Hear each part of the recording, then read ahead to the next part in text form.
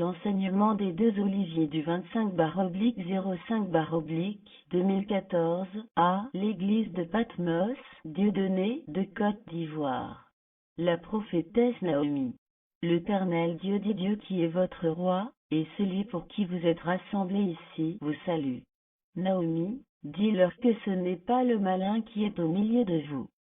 Ce qui est arrivé aux enfants d'Israël en son temps, c'est la même chose qui se réalise au milieu de vous.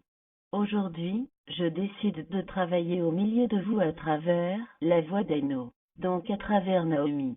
Ne vous y trompez pas, c'est moi Dieu qui suis capable de faire le tri entre les brebis et les boucs. C'est donc moi qui suis au milieu de vous. Israël m'appartient autant que la Côte d'Ivoire. Et donc j'ai choisi les Blancs à travers Israël pour le début du travail de Dieu.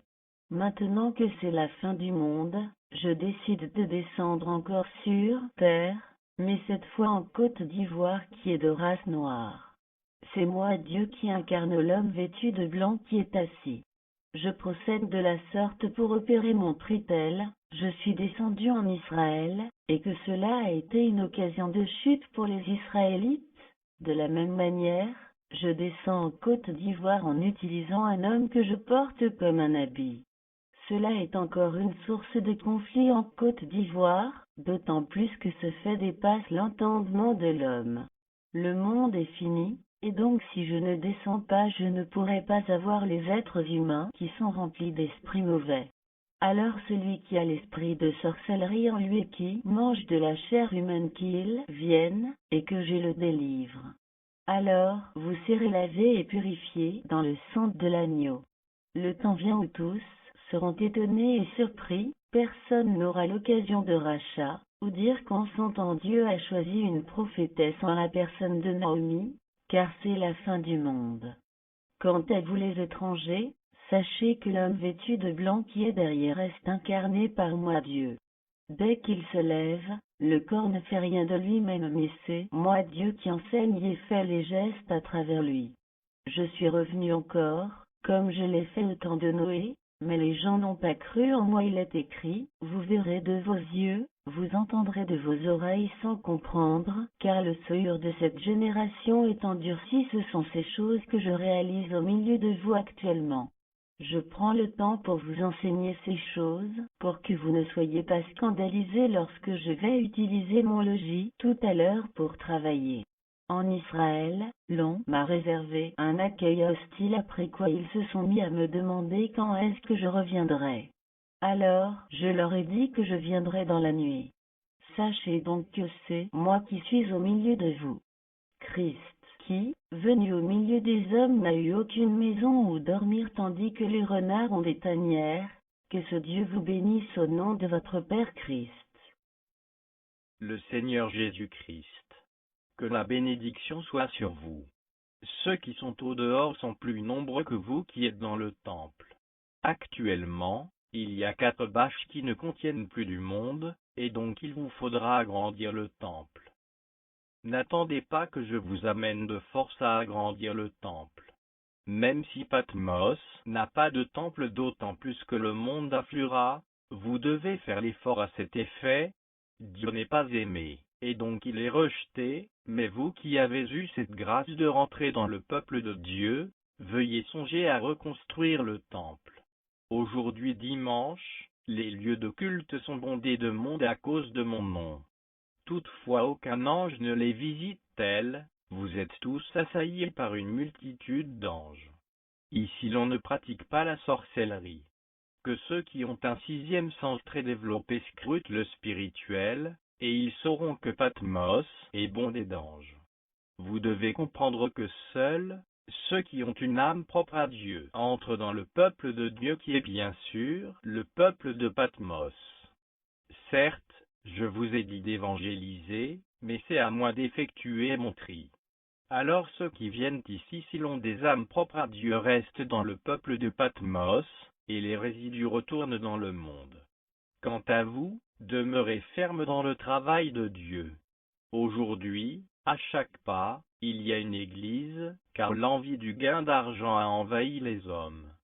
Que la malédiction s'abatte, donc sur ceux qui exercent le sacerdoce dans le seul but de s'enrichir.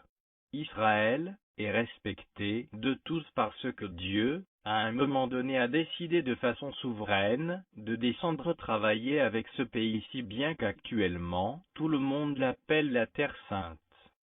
Sachez que la Côte d'Ivoire est plus illustre qu'Israël, d'autant plus que Dieu lui-même est descendu sur son sol pour un travail qu'il n'a jamais effectué depuis que Dieu travaille sur terre. Certes, Dieu a visité Israël, mais c'est plus tard que l'on s'est rendu véritablement compte de cette vérité. Aujourd'hui, Dieu est en Côte d'Ivoire et comme, à son habitude, il est devenu la risée des hommes. Pourtant, il a plu à Dieu de faire descendre toutes les divinités célestes sur le sol ivoirien. Alors si c'est Dieu qui donne la vie éternelle, les Ivoiriens en sont les premiers bénéficiaires, ensuite les autres. Mais si c'est l'enfer, alors les Ivoiriens seront les premiers à y être, ensuite les autres. Moi qui vous parle, c'est moi qu'on appelle Dieu et c'est moi qui donne la vie. Certaines personnes sont pressées de me voir réaliser les choses solennelles. Mais sachez que Dieu réalise cette chose à juste raison. Si je n'étais pas plein d'amour, je ne pourrais pas revenir sur cette terre. Mais comme vos âmes m'intéressent, c'est pourquoi malgré l'hostilité des hommes à mon égard, je suis au milieu des hommes pour travailler. C'est à juste raison que ceux qui viennent à moi sont invulnérables à tout point de vue, et ils vaquent en toute sincérité à leur occupation, et je les environne de mon Esprit Saint. Il est écrit qu'à la fin du monde, il y aura beaucoup d'églises dont la nôtre. Si bien que quand vous annoncez la nouvelle de la descente de Christ, les hommes vous rétorquent que maintenant, il y a plusieurs églises, pourtant à part Patmos, il y a plusieurs églises et vous devez comprendre que ce sont de fausses églises qui combattent Patmos. C'est moi Dieu et Naomi est l'épouse de Dieu. Ainsi Dieu réalise les prophéties consignées dans l'Apocalypse, Apocalypse 11, 10, 12. Suivez quand Dieu choisissait Naomi, la dame que vous voyez était une adolescente. Quant à votre principale actuelle, qui, du reste est l'avant-dernier enfant de la prophétesse Naomi, ne peut même pas se prononcer, car il n'était pas encore né. Aujourd'hui où je vous parle, ces personnes ci-dessus citées ont grandi et exercent le sacerdoce que leur maman a commencé depuis lors. C'est à dire que si le travail de Patmos n'émanait pas de Dieu, il aurait disparu, car Dieu ne laisse pas perdurer ce qui est du faux. Ce que vous devez comprendre, c'est que l'on peut créer des églises, et produire des miracles à travers des choses éphémères dont ils sont les seuls à détenir le secret. Pourtant, il y a des choses qu'ils ne peuvent pas faire. Car ce qui est de Dieu émane de Dieu lui-même. Comme Dieu est à Patmos, alors il réalise ce que les autres ne peuvent pas faire. Certaines personnes vont jusqu'à prendre des fétiches pour éblouir les hommes qui sont assoiffés de la parole de Dieu. C'est le cas de la sœur de Christophe. Celle-ci, après avoir connu Patmos, est allée dans une autre confession religieuse dirigée par un prophète, qui n'a pu la délivrer car elle avait l'Esprit de Dieu en elle. En vérité, je vous le dis que ce prophète a été tué par la sorcellerie. Bref, vous devez comprendre qu'ici Dieu siège, et donc Satan sort de lui-même. C'est pourquoi l'on ne dit pas démon sort, car le démon n'a pas droit de citer ici. Le temps vient où je vais vous laver, et donc même si vous êtes en costume, s'il faut que vous tombiez pour que je vous purifie, je le ferai. Certaines personnes acceptent Naomi comme prophétesse, mais rejettent par la même occasion que Dieu utilise un corps humain et l'incarne.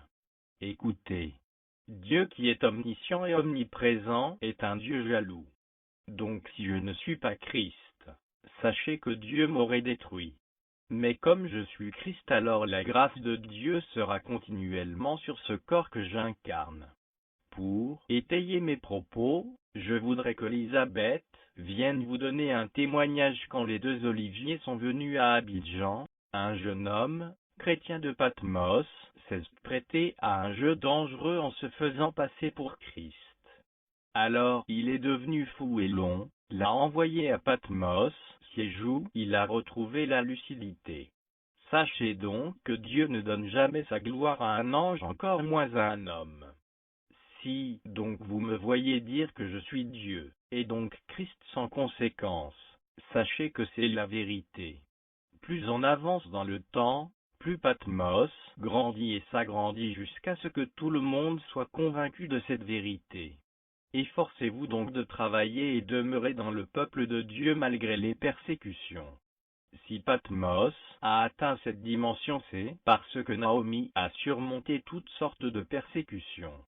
Suivez donc l'exemple de la prophétesse Naomi. À la vérité, l'on vous déteste parce que vous êtes sécurisés par les anges. Suivez Élisabeth, la fille de Naomi, était partie aux funérailles dans un village de Soubré. Le lendemain, une danseuse de fétiche s'est plainte de ce qu'elle n'a pu dormir à cause d'un chien gigantesque qui sécurisait Élisabeth. En vérité, l'ange vous sécurise à tout point de vue. Seuls ceux qui ont un sixième sens développé arrivent à découvrir l'ange qui vous sécurise. Pour étayer ses propos, un chrétien qui est allé dans son village avec un bidon de Siloé. Il se trouve que sa chambre où il a dormi est en réalité la demeure des génies de son papa. Avant de dormir, ce chrétien a aspergé l'eau Siloé dans la chambre. Dès le lendemain, son père l'a interpellé pour savoir ce qu'il a fait pour que les génies fuient sa chambre. Dieu réalise tout cela pour vous convaincre de sa présence, et que vous veniez à lui et qu'il vous sauve. C'est pourquoi, annoncez cette bonne nouvelle à vos parents pour qu'ils viennent. Alors ceux qui sont à moi resteront. L'obtention de la vie éternelle n'est pas un jeu où il faut faire d'abord des essais. C'est-à-dire que la vie éternelle n'est pas un jeu d'enfant. Alors, dès que vous venez, priez le Tout-Puissant pour qu'il se révèle à vous. Si je n'utilise pas la Bible, c'est parce que je suis venu réaliser des choses nouvelles, et non d'anciennes choses. Comme je suis Dieu, et que je vous enseigne alors, vous supplantez les pseudo-hommes de Dieu en connaissance. C'est à juste raison qu'il est écrit dans Matthieu 13, 51-52. Qu'est-ce qu'un maître de la loi? C'est le gardien de la parole de Dieu, et donc ce sont tous ceux qui se réclament bishop, évêque, pasteur et djenpas. Ce verset traduit clairement que quand Dieu descend, même si tu es membre du clergé, et que tu ne viens pas t'inspirer de la volonté de Dieu, tu n'auras pas la vie. Le royaume de Dieu, c'est quand Dieu descend au milieu des hommes, pour dérouler le programme de sa volonté. C'est à juste raison que vous ne faites rien sans la volonté de Dieu. Les choses anciennes sont les travaux déjà réalisés, effectués et consignés dans la Bible. Les choses nouvelles sont les travaux que Dieu est descendu pour réaliser actuellement. C'est pour cette raison que nous vivons les réalités de Dieu actuellement. Si la Bible existe, cela sous-entend qu'à des moments Dieu descend et réalise des choses. C'est alors que les hommes trouvent l'occasion de mettre dans un livre qu'on appelle la Bible. Ce n'est pas une scène théâtrale pour qu'on écrive avant de réaliser. Mais Dieu réalise et l'on écrit. Où est-il écrit que c'est Marie qui devait accoucher le Messie? Où est-ce qu'il est écrit que Joseph serait l'époux de Marie, que celui qui veut accepter cette vérité, et que celui qui ne veut pas la rejette? Mais vous devez comprendre que je suis Dieu. Au besoin, vous pouvez marquer quelque part qu'un homme s'est prévalu Dieu, et a annoncé la destruction du monde. En vérité, le mouvement de la fin du monde est irréversible. Si la terre était posée sur 4 piliers, il reste maintenant un point. Le monde finira dans peu de temps. C'est pour cette raison que nous avons effectué les 6 premières trompettes. Et nous sommes actuellement dans la 7e trompette, et les travaux de la 7e trompette s'exécutent à grande échelle. C'est dans cette 7e trompette que Dieu va réaliser des choses nouvelles, et sa fin coïncide avec la fin du monde. Alors que ceux qui viennent d'arriver travaillent d'arrache-pied pour être enregistrés dans le livre de vie, car vos devanciers ont déjà effectué des travaux qui ont valu leur inscription dans le livre de vie.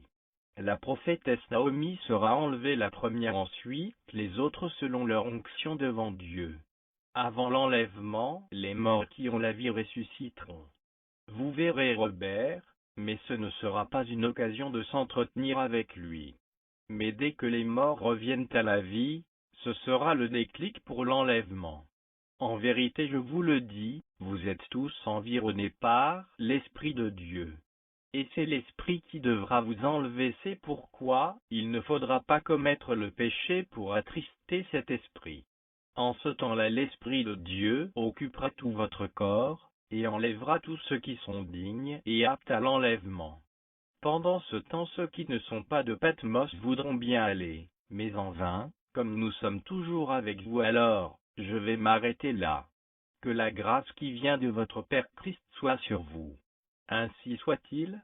Amen. Situé à Abidjan, Yopougon Banco 2, non loin de la pharmacie Feni, et du lycée M. Césaire. Téléphone 225 08 41 82 98, 225 49 23 71 72, 225 07 28 00 44, 31 BP 1021 Abidjan 31. Email info@patmosi.org. Site web www.patmosi.org.